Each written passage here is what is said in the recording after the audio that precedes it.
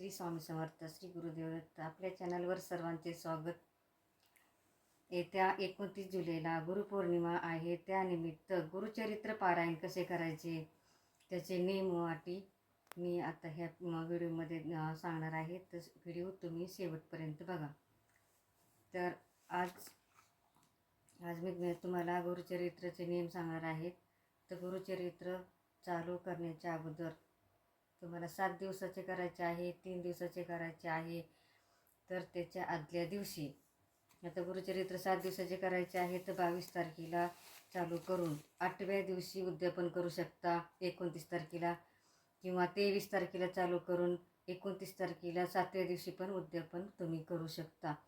त्यासाठी त्याच्या आदल्या दिवशी म्हणजे 22 तारखेला करायचं असेल तर 21 तारखेला 4 कुत्र्यांना आणि 1 गाईला आपल्याला छोट्या छोट्या चपाती, असे नैवेद्य टाईप चपाती करायचे आहेत.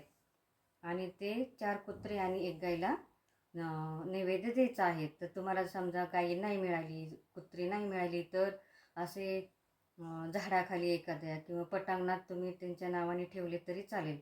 कुठलेही जीवजंतू पक्षी खाऊन जातात, त्याचं काही प्रॉब्लेम नाही.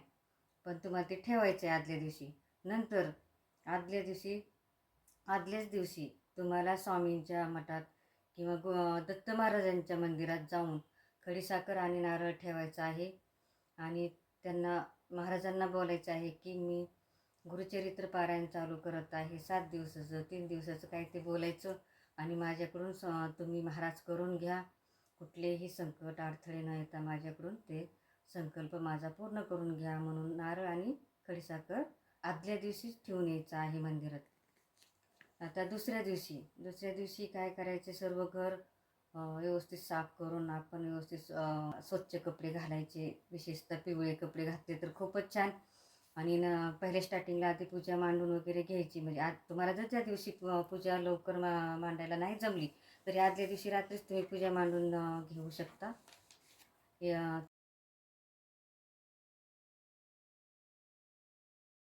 चौरंग घ्यायचा, आधी रांगोळी काढायची, खाली स्वस्तिक वगैरे काढायचं, त्याच्यावर चौरंग मांडायचा. आणि नंतर त्याच्यावर लाल वस्त्र, पिवळं वस्त्र काय ते टाकायचं. आणि आपल्या डाव्या हाताला एका कोपऱ्यात आधी पहिलं कलश स्थापन करायचं आहे. त्याच्या खाली तांदूळ घालायचे. त्याच्यावर तांब्या पाणी भरून ठेवायचं. तांब्यावर स्वस्तिक काढायचं आहे. तांब्यात अक्षदा, गंध, सुपारी, पैसे असे टाकायचे, फूल टाकायचं. आणि वरनं पाणी किंवा आंब्याची डाळे वगैरे टाकून असं घालून त्याच्यावर नारळ ठेवायचा आहे. हा झाला कलश.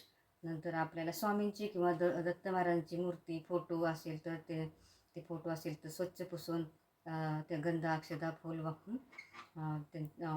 पूजा करायची आहे. नंतर मूर्ती वगैरे असेल दत्त महाराजांची किंवा स्वामींची तर त्या अभिषेक घालायचा आहे. अभिषेकमध्ये पण दही, दूध, साखर, मध, तूप हे 5 वस्तू असतात. ते 5 वस्तूचा पंचामृत करून अभिषेक घालायचा आहे. नंतर आपल्याला पूजा चालू करायच्या अगोदर संकल्प सोडायचा आहे. संकल्प मी तुम्हाला दाखवला आहे अगोदरच्या व्हिडिओमध्ये. संकल्प सोडायचा आहे. तुम्हाला 3 दिवसाचा करायचा असेल तरी संकल्प करायचा, आणि 7 दिवसाचा करायचा असेल तरी संकल्प हा करायचाच आहे. तर त्याच्या अगोदर आपण पूजा चालू करायच्या अगोदर संकल्प करायचा. नंतर पूजा वगैरे पोथी वगैरे मांडताना पोथीला एक वेगळा पाट पाहिजे, आणि एक मोकळा त्याच्या शेजारी एक पाट ठेवायचा. कारण दत्त महाराज स्वतः त्या पाटावर येऊन बसतात आपले गुरुचरित्र पारायण चालू असताना. कारण हे खूप पवित्र ग्रंथाचे पारायण आहे. हे म्हणजे आपल्याला साक्षात दत्त महाराज दर्शन देतात त्या पारायण काळात. तर त्या चालू करायच्या अगोदर एक माळ जप स्वामींची करायची आहे, दत्त महाराजांची एक माळ जप करायची आहे. अथर्व शीर्ष तुम्हाला नाही माळ जप जमली एक माळ तरी 16 वेळा, 7 वेळा, 11 वेळा, काही जेवढे जमेल तेवढे तुम्ही अथर्व शीर्ष गुरु. आणि त्याच्या अगोदर तुम्ही हे पारायण चालू करायच्या अगोदर एक माळ करायची आहे मंत्राची. नंतर स्वामीस्तवन बोलायचे आहे एक वेळ.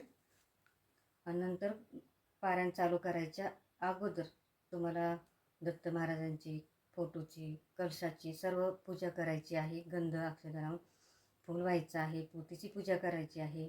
आणि पाटावर पण एक फूल ठेवायचं. दत्त महाराजांनी तिथं व्हायचं, दत्त महाराज साक्षात असतात तिथे. मोकळा पाट ठेवला तिथे पण पूजा करायची. आणि नंतर आपल्या सगळ्या अंगाला भस्म लावायचं, कपाळी भस्म लावायचं. विशेष करून स्त्रियांनी साडी घालायची, डोक्यावर पदर घ्यायचा, काळे वस्त्र घालायचे नाही. पुरुषांनी सवळ्यात केलं तर खूपच चांगलं, नसेल तर स्वच्छ कपडे घालून डोक्यावर टोपी वगैरे घालूनच करायचं पारायण. पारायण करायच्या अगोदर तुम्हाला जर काही नियम हे तर माहितीच आहे, तरी पण सांगते मी. महिलांनी गुरुचरित्र पारायण करायचं का हा प्रश्न असतोच, पण महिलांनी दिंडोरी प्रणीत गुरुचरित्रचे ग्रंथ आला आहे, म्हणजे सगळे महिला आता करतात ना पारायण, तर दिंडोरी प्रणीत गुरुचरित्र पारायण करतात. तर ती महिलांनी तो ग्रंथ वाचायचा. पुरुषांनी कोणताही वाचलं तरी चालतो, पण महिलांनी दिंडोरी प्रणीतच गुरुचरित्र पारायण ग्रंथाचे पारायण करायचं. तर त्याचे नियम मी सांगते. आता रोज खायचं काय, तर आपल्याला कांदा लसूण खायचा नाही. मेन म्हणजे पहिलं तर सर्वांनी ब्रह्मचर्य पाळायचे, मांसाहार करायचा नाही, पाळीचे प्रॉब्लेम पाळायचे. पाळीत प्रॉब्लेम आला किंवा पारायण चालू असताना सुतक आलं, पाळीचे तारीख वगैरे बघूनच स्त्रियांनी चालू करायचं. मधी हा ग्रंथ पारायण संकल्पयुक्त आहे, गुरुचरित्राचं पारायण चालू आहे, तर मधी थांबवता येत नाही. तुम्हाला जसं तुम्हाला माहितीच असेल की आपल्याला आता सुतक आले, तर तुम्ही ते कोणाकडूनही, दुसरे ब्राह्मणाकडून, शेजाऱ्याकडून किंवा पाहुण्यांकडून कुणाकडून तरी करून ते पूर्ण करायचं आहे. आणि तुम्ही त्या दुसऱ्या तुमच्या सुतकाच्या कार्यक्रमाला, तेराव्याला वगैरे जायचं असेल, तर तुम्ही ते पारायण करू शकत नाही, सुतकात करू शकत नाही. ते ब्राह्मणाकडून करून घ्यायचं राहिलेलं, जर मध्ये आले अडचण तर. आणि पाळीचा प्रॉब्लेम बघूनच स्त्रियांनी चालू करायचं. जर असं काय आलंच अचानक, कारण ते नैसर्गिक आहे, तर तुम्ही घरातल्या दुसऱ्यांकडून ते पारायण पूर्ण करून घ्यायचं. आता खायचे नियम काय, तर आपल्याला पहिले म्हणजे घरात कुठेच, म्हणजे घरात मांसाहार करायचा नाही, बाहेरही कुणी मांसाहार करायचा नाही. आणि जे पारायणला बसलेत त्यांनी परान्न खायचं नाही. घरातले कांदा लसूण विरहित सर्व जेवण पारायण जोपर्यंत तुम्ही संकल्प आहे, जो 3 दिवसात 7 दिवस, तोपर्यंत बिना कांदा लसूणच जेवण घ्यायचं आहे तुम्हाला. आणि नैवेद्य पण स्वामींना दत्तांना तोच द्यायचा आहे. तर तुम्ही एक धान्य, जेवणामध्ये एकच धान्य वापरायचे. आपण आता ज्वारी, बाजरी, गहू हे 3 धान्य वापरतो. आणि भात खायचा नाही. 3 धान्यापैकी एकच धान्य. तुम्हाला चपाती खायची असेल तर 2 टाईम चपातीच खायची, भाकरी खायची असेल तर 2 टाईम भाकरीच खायची असेल. ज्वारी, बाजरी कोणती पण एकच धान्य निवडायचं. तर 7 दिवस करायचं, 7ही दिवस तेच एकच धान्य खायचं. चपाती तर चपातीचं, भाकरी तर भाकरीच. ते झालं चपाती आणि भाकरीचं. आता भाज्या पालेभाज्या सर्व चालतात, पण डाळी, कोणत्याच डाळी चालत नाहीत. कांदा लसूण चालत नाही.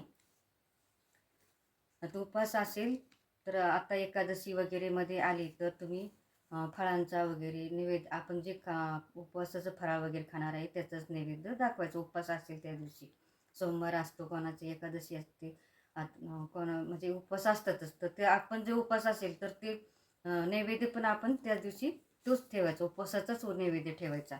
आपण भात खायचा नाही बिलकुल. 2 टाईम स्वामींना, दत्त महाराजांना नैवेद्य दाखवायचा आहे. ग्रंथाला आरती करायची 2 टाईम पारायण झाल्यावर. संध्याकाळी पण करायची, तुम्ही सकाळी संपली असते तरी संध्याकाळी पण आरती करायची आहे. संध्याकाळी तुम्हाला विष्णू सहस्त्रनाम, आपण ग्रंथ वाचताना आपल्याकडून काही चुका होतात, तर ते चुका होतातच आपल्याला वाचनात, ह्यात म्हणजे बऱ्याच चुका होतात, तर ते माफी म्हणून आपण विष्णू सहस्त्रनाम वाचायचं संध्याकाळी झोपण्या अगोदर. असं पारायण संपेपर्यंत करायचे. झोपायचं कसे, झोपायचं तुम्हाला जर अंथरूण पांघरून पहिलं तर तुमचं स्वच्छ धुवून टाकायचं पारायण चालू व्हायच्या अगोदर. आणि गादीवर, बेडवर झोपायचं नाही. खाली चटई वगैरे तुम्ही जे स्वच्छ करून घेतले, गोधडी काय सतरंजी असेल, विशेषतः तर घोंगडी वापरली तर खूपच छान असतं.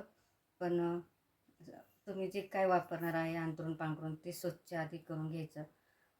बेडवर, गादीवर झोपायचं नाही. आता समजा तुम्हाला गुडघ्याचा, मणक्याचा काही त्रास असेल तर तुम्ही गादी काढू शकता आणि त्याच्यावर जाड गोधडी टाकायची, अंथरूण टाकायचं, त्याच्यावर झोपू शकता, पण गादीचा वापर करायचा नाही.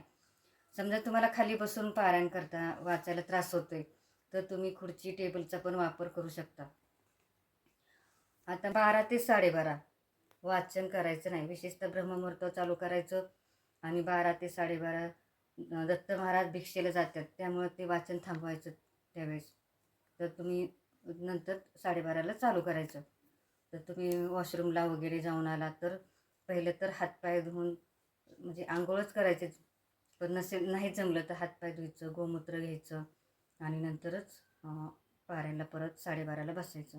नंतर आपण ते 7 दिवसाचं पारायण केलं, 3 दिवसाचं पारायण केलं, तर त्याचं 7 दिवसाचं पारायण केलं तर 8व्या दिवशी उद्यापन असतं, आणि 3 दिवसाचं केलं तर 4थ्या दिवशी उद्यापन आहे, असं ग्रंथात दिले आहे. पण शक्य नसेल तुम्हाला 1 दिवस पुढे, तर तुम्ही 7व्या दिवशी पण उद्यापन करू शकता 7 दिवसाच्या पारायणला, आणि 3 दिवसाच्या पारायणला 3ऱ्या दिवशी पण उद्यापन करू शकता. अशा प्रकारे हे उद्यापन तुम्ही करू शकता, तुम्हाला वेळ मिळेल तसा. 4थ्या दिवशी करा, 8व्या दिवशी करा.